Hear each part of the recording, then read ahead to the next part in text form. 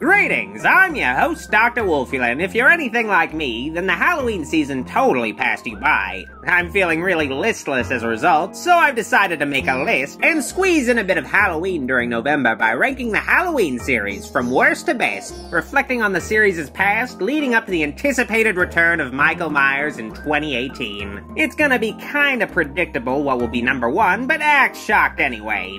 Number 10, Halloween Resurrection. I'll admit, I don't hate Resurrection as much as some of the other flicks on this list, but it's still a pretty shitty film. Resurrection was the last sequel pre-reimagining, and it really shows, displaying a lack of direction for the series after H2O. Michael Myers is brought back with the most horrifyingly tenuous explanation possible after he gets fucking decapitated by his sister in the last flick, who he then proceeds to kill in this film, totally undoing Laurie Strode's arc in H2O. It's lame, especially since Jamie Lee Curtis only returned to fulfill her contractual obligations, but the movie goes downhill from there, featuring a plot that desperately clings to the structures of Scream and the Blair Witch Project years after they stopped being trendy, as Busta Rhymes helms an expedition with a bunch of college students into the Myers house on Halloween to shoot some internet reality show. Hilarity ensues.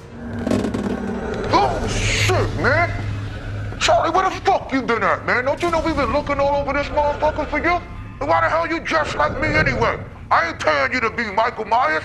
I'm playing Michael Myers. If them kids come around and see us dressed up in the same shit, you're gonna ruin the whole effect.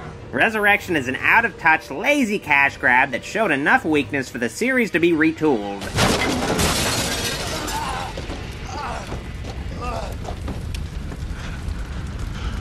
Trick or treat, motherfucker. Number 9, Rob Zombie's Halloween 2. Rob Zombie reluctantly made this sequel to his financially successful remake, and it's pretty clear that he tried to make the most of this film by throwing in literally whatever popped into his head. It's essentially Michael Myers trying to reunite with his sister Laurie once again while killing everyone in his path, but with tons of nutty concepts and a load of plot threads to swallow, starting with an extremely pointless dream sequence in a hospital following the events of the remake and retreading the original Halloween 2 for about 15 minutes.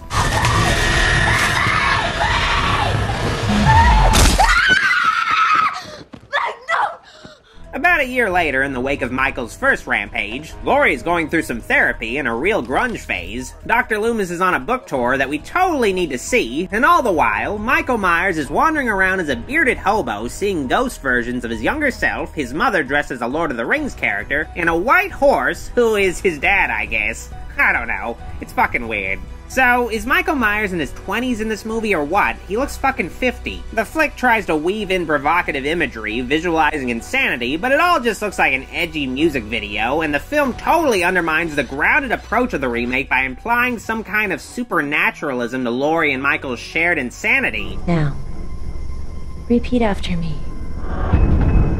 I love you, Mommy. Or Rob Zombie just doesn't know how mental illness works. I'm gonna go with the latter. Rob Zombie's Halloween 2 is just a muddled, confusing mess.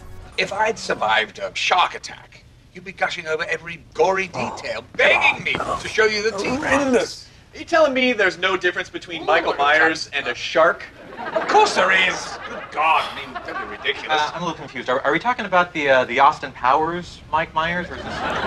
It's over. Number 8, Rob Zombie's Halloween. I'm trying to be fair about this list by ranking based on both perceived quality and personal preference, but Rob Zombie's first Halloween is the one I feel the most strongly against. From the get-go, the film opens with a long prequel segment exploring Michael's childhood, presenting him as a fairly standard serial killer with a predictable, troubled upbringing.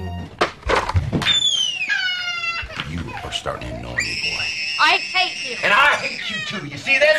As soon as this heals, I'm gonna break it again on your fucking face. Enough! It's insufferable seeing Michael as a kid. Seeing his shitty family, seeing him get bullied, seeing his Sherry Moon zombie mom stripping, finding out he kills small animals. It's all just eye-roll material, leaving nothing left to his mystery. The Halloween remake feels like it's trying to rationalize evil, when the point of the original was the scary notion that anybody could become this horrible killer, even a little kid. There could have at least been some tragedy to Michael killing his family am, but I don't feel bad about seeing these white trash people die at all. Beyond the reimagined childhood, the remake doesn't really do much new. It's just an edgier version of the original movie with a giant Michael, less inventive filmmaking, and a worse overall score. It feels like all Rob Zombie could do with this flick that was new was show us parts from the original film we didn't see and didn't need to see, like Mike escaping through an unnecessary rape scene, or getting his jumpsuit at a rest stop from Ken Faree. The film does have a few poignant moments through Michael's relationship with the Danny Trejo character and Malcolm McDowell's Dr. Loomis, but it's not something that pays off beyond an alternate ending that plays out a bit like the ending of King Kong. Could I ask you something? You can ask me whatever you want. That's why I'm here. If you have anything on your mind, feel free. Anything. It's just not my kind of Halloween movie at all. Is that the boogeyman? As a matter of fact, I do believe it was. Number 7, Halloween 5, The Revenge of Michael Myers. Halloween 5 is where the wheels of the Halloween series were starting to come off. Halloween 5 discards any notion that Jamie Lloyd follows in her uncle's footsteps and instead introduces a supernatural element to Michael and Jamie's relationship by giving them a psychic connection, which resulted in Jamie attacking her stepmom. Along with this psychic bullshit, the film presents a couple of weird sequel hooks that the writers had no idea would be resolved later, like the Man in Black popping up periodically, or the mark of thorn on Mike's wrist. Add to this the fact that the filmmakers thought it would be a good idea to quickly kill off Rachel and replace her for most of the movie with a new character named Tina, who brings this irritating Full House-like sense of humor that makes her one of the worst characters in horror films. Not to mention the bumbling police officers with their wacky theme music as added comic relief. All clear. Nothing above, nothing below. What about Max? Adobe, right? This is not happening to me. Max! Max, what have you done? I'm so embarrassed. It's what we're here for. Rescue cats. Find dogs. That's a job. And we love it. As well, Jamie's role is greatly reduced in this movie, making her a mute for some reason. This wouldn't be Danielle Harris's last role in the series, as she returns in the Rob Zombie films, but this is her last appearance as Jamie, and it's not a great send-off. Still, the movie goes for more of a Friday the 13th tone, so it's at least entertaining on that level. I want you to know, I just love barbaric men. Number 6, Halloween, The Curse of Michael Myers. The Curse of Michael Myers is one of the most contentious films in the series, and for good reason. The flick doubles down on the supernaturalism of the previous movie, presenting Michael as some chosen murderer with a curse of thorn who sacrifices folks every Halloween. It's a very hokey premise that's compounded by the film's troubled production. Curse of Michael Myers was significantly altered from script to screen by studio interference to the point that a producer's cut was bootlegged that features 70 minutes of alternate footage. Tell me, where is he? It worked. Power of the runes stopped him. So, yeah. The 6th film is a bit of a mess, but it has a sort of campy charm to it, and has the most ardent defenders of any horror sequel I've ever seen. I like the film as a guilty pleasure myself, but I've been called an asshole on numerous occasions for not seeing the utter brilliance of Halloween 6. Again, it's a fun flick featuring an absolutely wacky plot that seeks to tie Michael to some ancient cult, as Michael also attempts to kill off the last of his kin, his newborn great-nephew/son. Yeah, it's fucked up and weird, but that's what Halloween's all about. Beyond the incest baby with a 15-year-old Jamie, ew, this film marks the last appearance of the great Donald Pleasance as Loomis, which is another unfortunate send-off. Not dead. Just very much retired. But in turn, we also get to see one of Paul Rudd's first major film roles as a creepy Tommy Doyle obsessed with Michael Myers. I was only 8 years old when I saw him, but I was one of the lucky ones.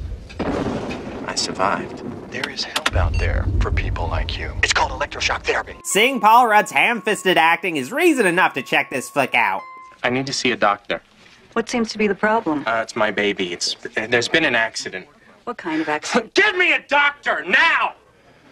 Number 5, Halloween 3, Season of the Witch. Okay, here's another of the most contentious films in the Halloween series. the one without Michael Myers, besides a few cameos on TV. When John Carpenter and Deborah Hill were still attached to the series, they grew bored of Michael's slasher shtick and decided to take the franchise in a new direction as an anthology series. Due to this, 3 is the obvious black sheep of the series since the producers went back to Michael afterwards, but it's honestly not a bad flick. Like Curse of Michael Myers, Season of the Witch deals with a sort of cult-like organization with Silver Shamrock, a novelty company distributing Halloween masks with the intent of turning children's heads into portals that unleash bugs and snakes upon their parents. Okay. For some reason, Silver Shamrock also stole Stonehenge to accomplish their goal.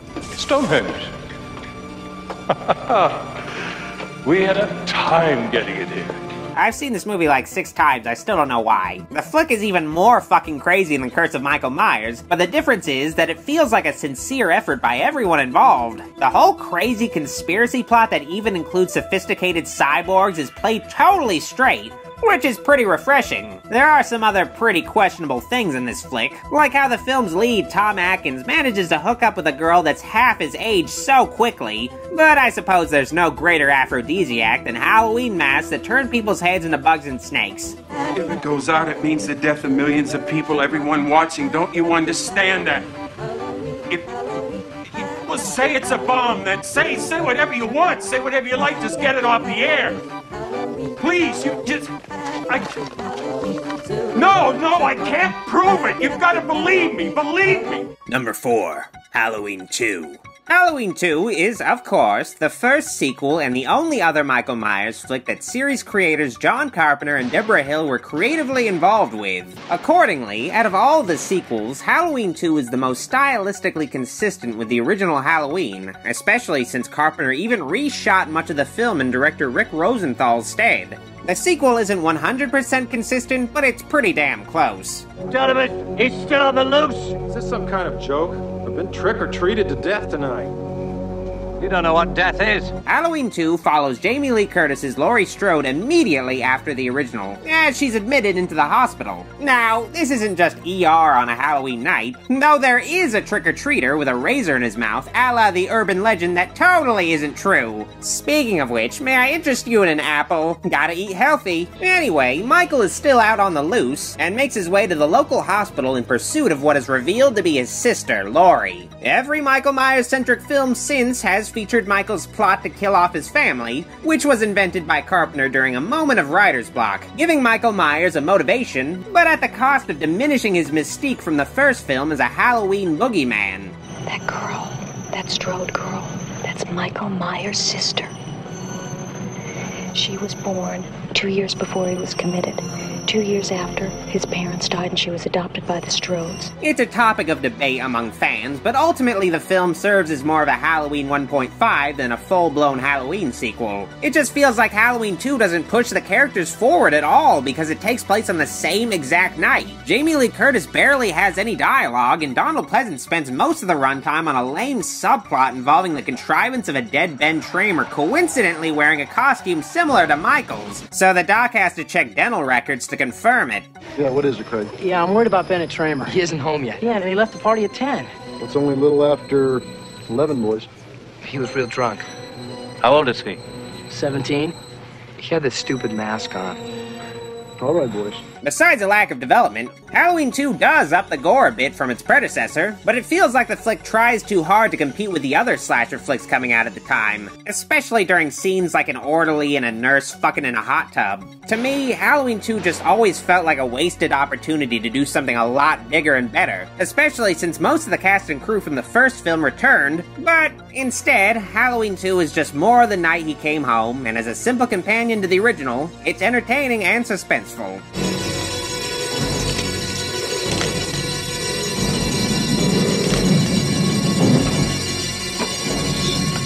Number 3, Halloween H2O, 20 years later. Yeah, admittedly, Halloween H2O has a super dumb name and was clearly made by those rambunctious Weinstein brothers in response to their success with Scream, and the flick definitely borrows quite a bit from that series, but As an anniversary film, H2O does the series justice, namely Laurie Strode's character. Controversially among fans, H2O split the Halloween series' timeline, ignoring what was termed the Thorn Trilogy that was 4, 5, and 6, but I say good riddance to the supernatural cult stuff that distracts you from Michael Myers and the characters he stalks. 20 years after supposedly burning to death in a hospital, Mike pays his old nemesis Loomis a visit, but is disappointed to find that this is the first Halloween film without Donald Pleasance. Instead, Michael discovers the whereabouts of his sis Laurie, who faked her death this whole time and lives under an assumed name in California as headmistress of a private school. Yeah, Jamie Lee Curtis did only return to the series once it became fashionable to do horror post-Scream, but it still feels like an enthusiastic performance that she gives her all in this flick. There's a little backstory that I haven't been, completely successful with. I know. Laurie, or Carrie Tate as she goes by in this film, walls herself up inside a fortress surrounded by teenagers as vulnerable as she once was, trapped in the trauma of that Halloween night 20 years ago. Unable to move on, Laurie pushes her issues on those close to her. Her son, John, played by Josh Hartnett, and her boyfriend, the guy from Chicago Hope. That's it. That's enough. I can't take it, Mom. He's dead. Michael Myers is dead. What do you want me to say? That it's over? That we should try to get on with some attempt at a happy existence, Mom. This is more of a Laurie Strode film than a Michael Myers film. In the end, when it becomes clear that Michael isn't just haunting her memories this Halloween, instead of running away like in her previous incarnations, Laurie decides to recklessly face Michael because she doesn't want her son to end up like her. During the climax, when Michael is stuck between a van and a tree place, he uses the only weapon he has left against Laurie, their family connection, appealing to the one thing she has that Michael lacks, her humanity. H2O is a pretty good sequel now that I think about it. Too bad Michael's mask is CG in one of the shots. Ruins this movie. Oh, damn it! Oh, Miss Tate, I'm so sorry. I didn't mean to make you jump. It's okay.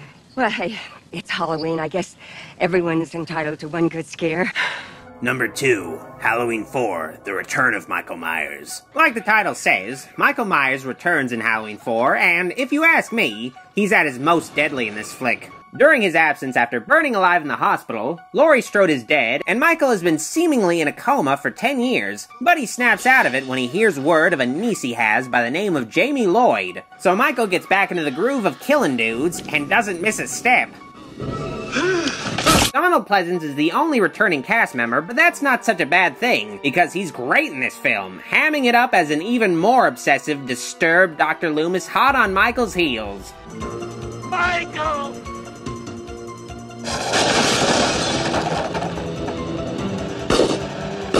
Newcomer Danielle Harris is great as Michael's niece Jamie. A little girl tormented by her past, and having a kid chased by Michael raises the stakes without her being annoying. Imagine that. Ellie Cornell is also great in the role of Rachel, Jamie's foster sister, who's Laurie Strode-like but with more assertiveness and a bit of integrity. I mean, you blow off for a date at the last minute.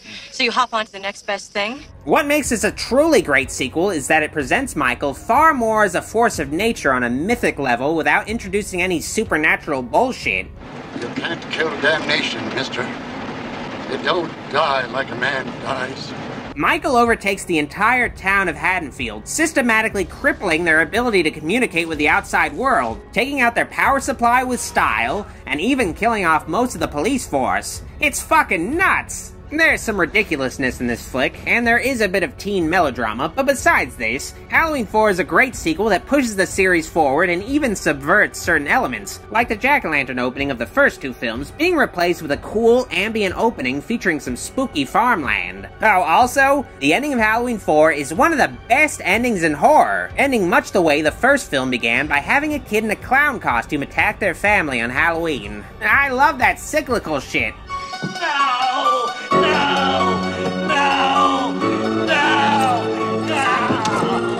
Number 1, Halloween. Okay, no surprise here. Halloween is a classic horror film, and all the sequels, including 3, have a bit of the original in their DNA. Oh, that also goes for thousands of other horror movies too. Halloween was not the first slasher film ever, but it sure kicked off a trend. For good reason too. Halloween's concept is stupid simple. A killer escapes from an institution and dons a mask on Halloween night to stalk babysitters. Now, what makes Halloween different from many of its imitators and predecessors? Its presentation. Carpenter presents Haddonfield with this sort of familiar but empty feeling to it, with the dark, foreboding score implying the unseen presence of Michael Myers, the babysitter killer, a boogeyman. Don't you know what happens on Halloween? Yeah, we get candy. Boogeyman, ooh, the boogeyman, the boogeyman, the boogeyman, the boogeyman, the boogeyman. Of course, this faceless presence is given some humanity and a backstory in the form of his doctor, Samuel Loomis, played by Donald Pleasance. I've spoken of Pleasance quite a bit already, and honestly, he gets even better in the sequels, but I have to say that Dr. Loomis is definitely one of the greatest characters in horror fiction. Loomis is the Ahab to Michael's Moby Dick, constantly pursuing Michael and trying to desperately warn anyone willing to listen, best encapsulated by Pleasance's famous monologue. I met this 6-year-old child with this blank, pale, emotionless face and the blackest eyes. The devil's eyes. Donald Pleasance was a total pro in his performance, especially since he was skeptical of Carpenter's film from the get-go. And I really have to admire him for seeming to truly love playing Dr. Loomis over the years, even in some pretty bad sequels. Jamie Lee Curtis and the other actresses do a great job being, well, believable teenage girls, thanks to dialogue written by co-writer and producer Deborah Hill. These slasher movies tend to be written solely by dudes, especially the Halloween sequels, but if you got a script with mostly ladies in it, it doesn't hurt to have a woman's touch to lend it some credibility. Well, you could ask Dick Baxter. He'd go out with you. I'd rather go out with Ben Tramer. Ben Tramer? I knew it! I feel like I'm underselling this movie, but it's such a cornerstone. Chances are you've already seen it. And so much of Halloween has become a part of pop culture, from the theme music to the accidental genius of the bleached Captain Kirk mask that Michael wears. Halloween endures simply because of how simple it is. The whole premise is summed up in that opening 5-minute POV shot, where a little boy puts on a mask and stabs his babysitter. This scene has been playing out again and again in films for decades because anyone can do it, and that's what makes Michael scary. Anyone can do what he does. What's the boogeyman?